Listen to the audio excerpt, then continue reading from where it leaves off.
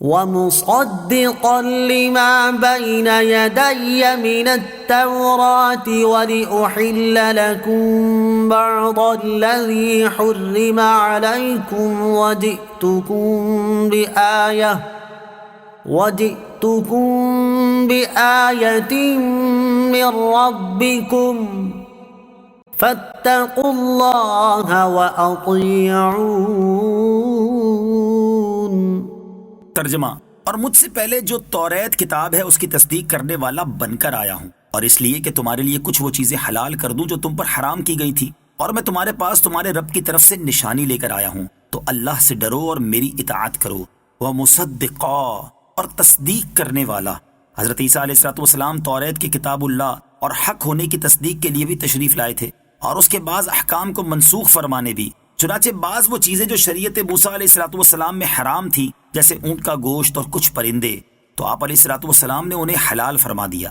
آیت سے معلوم ہوا کہ انبیاء کرام علیہ السلام اذن خداوندی سے حلال و حرام فرمانے کے مختار ہیں، کیونکہ آپ علیہ السلام نے فرمایا کہ میں حلال کرتا ہوں۔ حلال و حرام کرنے کی نسبت انبیاء کرام علیہ السلام کی طرف اور بھی کئی جگہوں پر کی گئی ہے۔ چنانچہ نبی کریم علیہ السلام کے بارے میں سورہ اعراف آیت نمبر 157 میں یہی نسبت موجود ہے۔ اس کی مزید تفصیل جاننے کے لیے فتاوی رضویہ کی 30ویں جلد میں موجود اعلیٰ حضرت امام احمد رضا خان علیہ رحمۃ الرحمان کی کتاب الامن والعلا کا مطالعہ فرمائیں۔ ان اللہ ربی وربکم فاعبدوہ ھذا صراط مستقیم۔ ترجمہ: بے شک اللہ میرا اور تمہارا سب کا رب ہے، تو اسی کی عبادت کرو، یہی سیدھا راستہ ہے۔ ان اللہ ربی وربکم، بے شک اللہ میرا اور تمہارا سب کا رب ہے۔ حضرت عیسیٰ علیہ السلام کا یہ فرمانا اپنی عبدیت یعنی بندہ ہونے کا اقرار اور اپنی ربوبیت یعنی رب ہونے کا انکار ہے۔ اس میں عیسائیوں کا رد ہے۔ گویا فرمایا کہ میں اتنی قدرتوں اور علم کے باوجود بھی خدا نہیں بلکہ خدا کا بندہ ہوں۔ اس سے معلوم ہوا کہ انبیاء و اولیاء کے معجزات یا کرامات ماننا شرک نہیں، اور اس سے یہ لازم نہیں آتا کہ ہم نے انہیں رب مان لیا۔ اس سے مسلمانوں کو مشرک کہنے والوں کو عبرت پکڑنی چاہیے۔ فلما احس عیسیٰ منہم الکفر قال من انصاری الی اللہ قال الحواریون نحن انصار اللہ آمنا باللہ واشہد بأننا مسلمون ربنا آمنا بما انزلت واتبعنا الرسول فاکتبنا مع الشاہدین۔ ترجمہ: پھر جب عیسیٰ نے ان بنی اسرائیل سے کفر پایا تو فرمایا اللہ کی طرف سے ہو کر کون میرا مددگار ہوتا ہے؟ مخلص ساتھیوں نے کہا ہم اللہ کے دین کے مددگار ہیں، ہم اللہ پر ایمان لائے ہیں اور آپ اس پر گواہ ہو جائیں کہ ہم یقیناً مسلمان ہیں۔ اے ہمارے رب، ہم اس کتاب پر ایمان لائے جو تو نے نازل فرمائی، اور ہم نے رسول کی اتباع کی، پس ہمیں گواہی دینے والوں میں سے لکھ دے۔ فلما احس عیسیٰ منہم الکفر، پھر جب عیسیٰ نے ان سے کفر پایا، یعنی جب حضرت عیسیٰ علیہ السلام نے دیکھا کہ یہودی اپنے کفر پر قائم ہیں اور آپ علیہ السلام کے قتل کا ارادہ رکھتے ہیں، اور اتنی روشن آیات اور معجزات سے بھی ان پر کوئی اثر نہیں ہوا، اور اس کا سبب یہ تھا کہ انہوں نے پہچان لیا تھا کہ آپ علیہ السلام ہی وہ مسیح ہیں جن کی توریت میں بشارت دی گئی ہے، اور آپ علیہ السلام ان کے دین کو منسوخ کریں گے۔ تو جب حضرت عیسیٰ علیہ السلام نے دعوت کا اظہار فرمایا تو یہ ان پر بہت شاق گزرا، اور وہ آپ علیہ السلام کے ایذا اور قتل کے درپے ہوئے، اور انہوں نے آپ علیہ السلام کے ساتھ کفر کیا۔ آپ علیہ السلام نے اس وقت فرمایا کہ کون ہے جو اللہ عز و جل کی طرف ہو کر میرا مددگار بنے؟ اس پر حواریوں نے آپ کی مدد کا وعدہ کیا۔ حواری وہ مخلصین ہیں جو حضرت عیسیٰ علیہ السلام کے دین کے مددگار تھے اور آپ پر اول ایمان لائے۔ یہ 12 اشخاص تھے۔ اس سے معلوم ہوا کہ بوقت مصیبت اللہ عز و جل کے بندوں سے مدد مانگنا سنت پیغمبر ہے۔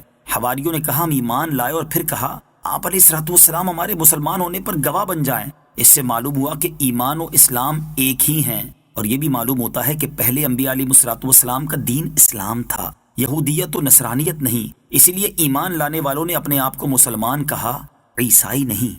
ومكروا ومكر الله والله خير الماكرين.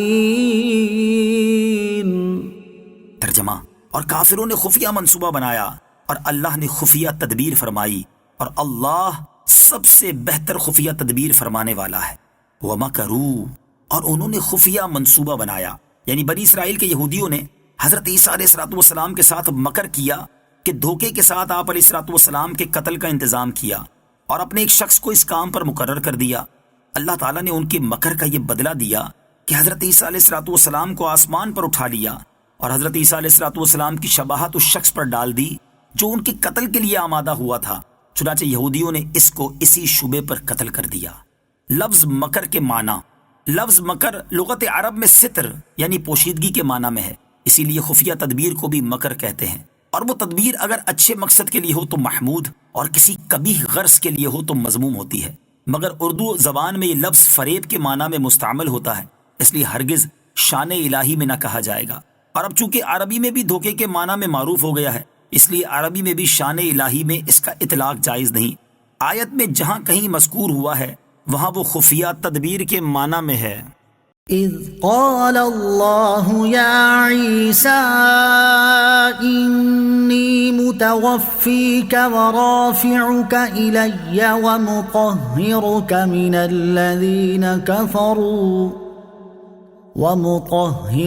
من الذین کفروا وجاعل الذین اتبعوک فوق الذین کفروا الى یوم القیامة ثم الی مرجعکم فاحکم بینکم فیما کنتم فیہ تختلفون.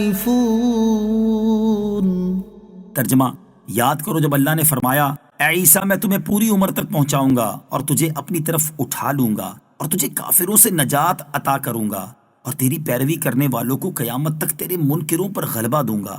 پھر تم سب میری طرف پلٹ کر آؤ گے تو جن باتوں میں تم جھگڑتے تھے ان باتوں کا میں تمہارے درمیان فیصلہ کر دوں گا. اذ قال اللہ یا عیسیٰ، جب اللہ نے فرمایا اے عیسیٰ. اس آیت مبارکہ میں حضرت عیسیٰ علیہ السلام کو 4 باتیں فرمائی گئیں. نمبر 1 توفا یعنی پوری عمر کو پہنچانا. نمبر 2 اپنی طرف اٹھا لینا. نمبر 3 کافروں سے نجات دینا. نمبر 4 حضرت عیسیٰ علیہ السلام کے پیروکاروں کو غلبہ دینا.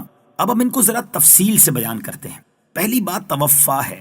مرزائیوں نے آیت پاک کے ان الفاظ کو بنیاد بنا کر یہود و نصارہ کی پیروی میں حضرت عیسیٰ علیہ السلام کی وفات کا دعویٰ کیا، اور یہ سراسر غلط ہے، کیونکہ پہلی بات تو یہ ہے کہ توفا کا حقیقی معنی ہے پورا کرنا، جیسے قرآن پاک میں ہے وَإِبْرَاهِيمَ الَّذِي وَفَّى، اور ابراہیم جو پورے احکام بجا لایا. اور یہ موت کے معنی میں بھی استعمال ہوتا ہے، لیکن یہ اس کا مجازی معنی ہے، اور جب تک کوئی واضح قرینہ موجود نہ ہو اس وقت تک لفظ کا حقیقی معنی چھوڑ کر مجازی معنی مراد نہیں لیا جا سکتا. اور یہاں کوئی ایسا قرینہ موجود نہیں کہ توفا کا معنی موت کیا جائے، بلکہ اس کا حقیقی معنی مراد لینے پر واضح قرائن بھی موجود ہیں، اور وہ قرائن احادیث مبارکہ ہیں جن میں یہ بیان ہے کہ حضرت عیسیٰ علیہ السلام زندہ آسمان پر اٹھائے گئے اور قرب قیامت میں واپس تشریف لائیں گے. لہٰذا اس آیت سے حضرت عیسیٰ علیہ السلام کی وفات ثابت نہیں ہوتی. دوسرے نمبر پر بالفرض اگر توفا کا معنی وفات دینا ہی ہے تو اس سے یہ کہاں ثابت ہوا کہ حضرت عیسیٰ علیہ السلام وفات پا چکے ہیں؟ صرف یہ فرمایا کہ اے عیسیٰ میں تجھے وفات دوں گا. تو یہ بات تو ہم بھی مانتے ہیں کہ حضرت عیسیٰ علیہ السلام بھی وفات پائیں گے. یہ معنی نہیں ہے کہ ہم نے تجھے فوت کر دیا. اب یہ بات کہ آیت میں توفا یعنی وفات دینے کا پہلے تذکرہ ہے اور اٹھائے جانے کا بعد میں، اور چونکہ حضرت عیسیٰ علیہ السلام اٹھائے جا چکے ہیں لہٰذا ان کی وفات بھی پہلے ثابت ہو گئی. تو اس کا جواب یہ ہے کہ آیت میں متوفی کا اور رافعو کا کے درمیان میں واو ہے، اور عربی زبان میں واو ترتیب کے لیے نہیں آتی کہ جس کا مطلب یہ نکلے کہ وفات پہلے ہوئی اور اٹھایا جانا بعد میں، جیسے قرآن پاک میں حضرت مریم رضی اللہ تعالی عنہا سے فرمایا گیا وَاسْجُدِي وَارْكَعِي، اور سجدہ اور رکوع کر. یہاں سجدے کا پہلے تذکرہ ہے اور رکوع کا بعد میں. تو کیا اس کا مطلب یہ ہے کہ حضرت مریم رضی اللہ تعالی عنہا رکوع بعد میں کرتی تھیں اور سجدہ پہلے؟ ہرگز نہیں. لہٰذا جیسے یہاں واو کا آنا ترتیب کے لیے نہیں ہے، ایسے ہی مذکورہ بالا آیت میں واو ترتیب کے لیے نہیں ہے. دوسری بات حضرت عیسیٰ علیہ السلام کا اٹھایا جانا ہے. فرمایا گیا کہ ہم تمہیں بغیر موت کے اٹھا کر آسمان پر عزت کی جگہ اور فرشتوں کی جائے قرار میں پہنچا دیں گے.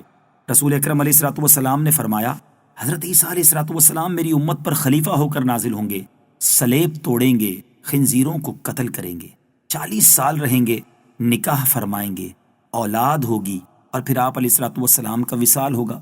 وہ امت کیسے ہلاک ہو جس کا اول میں ہوں اور آخر حضرت عیسیٰ علیہ السلام، اور وسط میں میرے اہل بیت میں سے حضرت مہدی رضی اللہ تعالیٰ عنہ۔ مسلم شریف کی حدیث میں ہے کہ حضرت عیسیٰ علیہ السلام منارہ شرقی دمشق پر نازل ہوں گے۔ یہ بھی حدیث میں ہے کہ حضور اقدس علیہ السلام کے حجرے میں مدفون ہوں گے۔ تیسری بات کہ کفار سے نجات دلاؤں گا، اس طرح کے کفار کے نرغے سے تمہیں بچا لوں گا اور وہ تمہیں سولی نہ دے سکیں گے۔ چوتھی بات، ماننے والوں کو منکروں پر غلبہ دینا۔ حضرت عیسیٰ علیہ السلام کے ماننے والوں سے مراد ہے ان کو صحیح طور پر ماننے والے، اور صحیح ماننے والے یقیناً صرف مسلمان ہیں، کیونکہ یہودی تو ویسے ہی حضرت عیسیٰ علیہ السلام کے دشمن ہیں، اور عیسائی انہیں خدا مانتے ہیں۔ تو یہ ماننا تو بدترین قسم کا نہ ماننا ہے کہ حضرت عیسیٰ علیہ السلام فرمائیں کہ اللہ عز و جل کے سوا کسی کو معبود نہ مانو، اور یہ کہیں نہیں ہم تو آپ کو بھی معبود مانیں گے۔ فَأَمَّا الَّذِينَ كَفَرُوا فَأُعَذِّبُهُمْ عَذَابًا شَدِيدًا فِي الدُّنْيَا وَالْآخِرَةِ وَمَا لَهُم مِّن نَّاصِرِينَ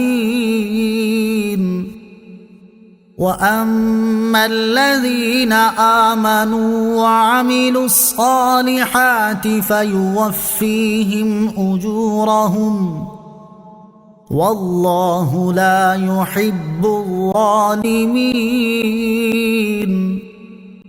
ذَلِكَ نَتْلُوهُ عَلَيْكَ مِنَ الْآيَاتِ وَالذِّكْرِ الْحَكِيمِ۔ ترجمہ: پس جو لوگ کافر ہیں تو میں انہیں دنیا و آخرت میں سخت عذاب دوں گا اور ان کا کوئی مددگار نہ ہوگا، اور جو ایمان لائے اور اچھے کام کیے تو اللہ انہیں ان کا پورا پورا اجر عطا فرمائے گا، اور اللہ ظالموں کو پسند نہیں کرتا۔ یہ جو ہم تمہارے سامنے پڑھتے ہیں کچھ نشانیاں ہیں اور حکمت والی نصیحت ہے۔ فَأُعَذِّبُهُمْ عَذَابًا شَدِيدًا، تو میں انہیں سخت عذاب دوں گا۔ کافر اللہ تعالیٰ کی طرف سے دنیا و آخرت میں سزا کے مستحق ہیں۔ دنیا میں سزا تو قتل، قید اور جزیہ لازم ہونا ہے، اور آخرت کا عذاب دوزخ ہے۔ إن مثل عيسى عند الله كمثل آدم خلقه من تراب ثم قال له كن فيكون۔ ترجمہ: بے شک عیسیٰ کی مثال اللہ کے نزدیک آدم کی طرح ہے، جسے اللہ نے مٹی سے بنایا، پھر اسے فرمایا ہو جا تو وہ فوراً ہو گیا۔ ان مثل عیسیٰ، بے شک عیسیٰ کی مثال۔ تفسیر صراط الجنان میں ہے علاقہ نجران کے عیسائیوں کا ایک وفد سرور کائنات علیہ السلام کی خدمت میں آیا، اور وہ لوگ تاجدار رسالت صلی اللہ تعالی علیہ وآلہ وسلم سے کہنے لگے کہ آپ گمان کرتے ہیں کہ حضرت عیسیٰ علیہ السلام اللہ کے بندے ہیں؟ فرمایا ہاں، اس کے بندے اور اس کے رسول اور اس کا کلمہ ہے جو اس نے کنواری پاک مریم رضی اللہ تعالی عنہا کو عطا فرمایا۔ عیسائی یہ سن کر بہت غصے میں آئے اور کہنے لگے اے محمد، کیا تم نے کبھی بے باپ کا انسان دیکھا ہے؟ اس سے ان کا مطلب یہ تھا کہ وہ خدا کے بیٹے ہیں، معاذ اللہ۔ اس پر یہ آیت نازل ہوئی اور یہ بتایا گیا کہ حضرت عیسیٰ علیہ السلام تو صرف بغیر باپ کے پیدا ہوئے، جبکہ حضرت آدم علیہ السلام تو ماں اور باپ دونوں کے بغیر مٹی سے پیدا کیے گئے۔ تو جب انہیں اللہ عز و جل کا مخلوق اور بندہ مانتے ہو تو حضرت عیسیٰ علیہ السلام کو اللہ کا مخلوق و بندہ ماننے میں کیا تعجب ہے؟ لہٰذا جیسے حضرت آدم علیہ السلام بغیر نطفے کے بنے، ایسے ہی حضرت عیسیٰ علیہ السلام۔ تو جب حضرت آدم علیہ السلام خدا کے بیٹے نہ ہوئے تو حضرت عیسیٰ علیہ السلام خدا کے بیٹے کیسے ہو سکتے ہیں؟ اس سے یہ بھی معلوم ہو گیا کہ حضرت عیسیٰ علیہ السلام بغیر باپ کے پیدا ہوئے۔ الحق من ربك فلا تكن من الممترین۔ ترجمہ: اے سننے والے، حق تیرے رب کی طرف سے ہے، پس تم شک کرنے والوں میں سے نہ ہونا۔ الحق من ربک، حق تیرے رب کی طرف سے ہے۔ آیت کا معنی یہ بھی ہو سکتا ہے کہ حضرت عیسیٰ علیہ السلام کا یہ جو واقعہ بیان ہوا یہ حق ہے اور تیرے رب عز و جل کی طرف سے ہے، لہٰذا اس میں شک نہ کرو۔ اور یہ بھی ہو سکتا ہے کہ ہر حق تیرے رب کی طرف سے ہے، لہٰذا اس میں شک نہ کرو۔ اور حضرت عیسیٰ علیہ السلام کا واقعہ بھی اسی حق میں سے ہے جو تیرے رب عز و جل کی طرف سے ہے، لہٰذا اس میں بھی شک نہ کرو۔